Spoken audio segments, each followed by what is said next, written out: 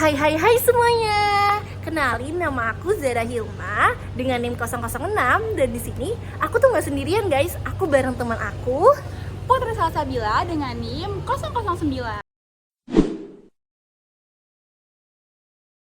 Kami dari kelas Public Speaking B. Nah, di sini kita mau ngapain sih, Sah? Mau ngapain ya kira-kira? Jadi guys, di sini tuh kita mau cerita. Nah, di sini cerita kita tuh dengan judul Panggung yang Berbeda, Keberanian yang sama. Nah, jadi tanpa perlu lama-lama lagi, kita mulai aja nggak sih ceritanya? Dan itu akan dimulai dari my story. So, langsung aja guys.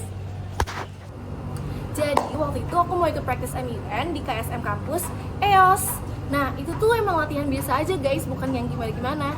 Cuma rasanya tetap deg-degan aja, soalnya aku tuh pertama kali ikut practice MUN. Sementara teman-teman aku yang lain tuh udah pada punya pengalaman.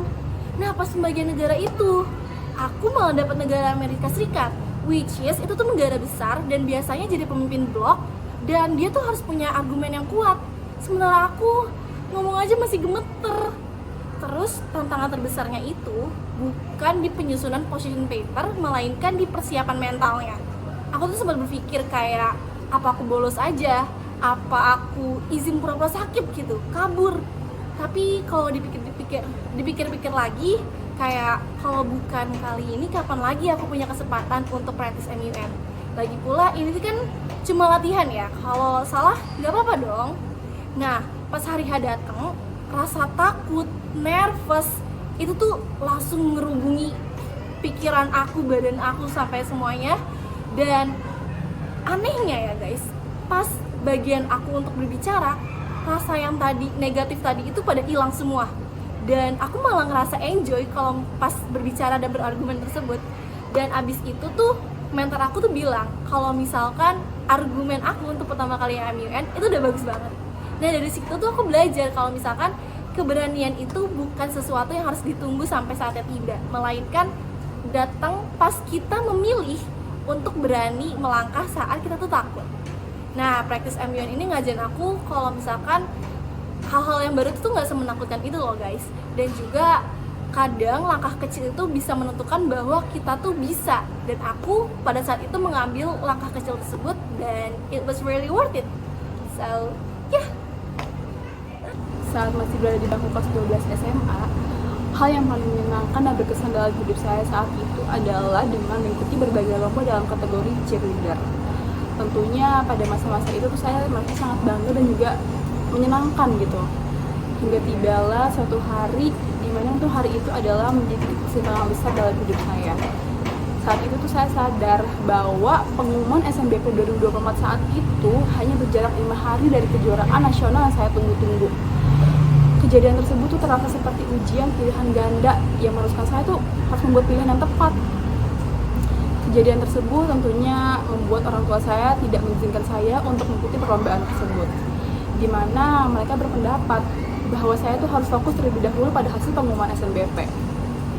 Dalam hati saya ingin sekali saya tetap mengikuti perlombaan tersebut, namun saya sadar bahwa apa yang dikatakan orang tua saya itu adalah benar. Hingga pada akhirnya saat itu saya memutuskan untuk tidak mengikuti perlombaan.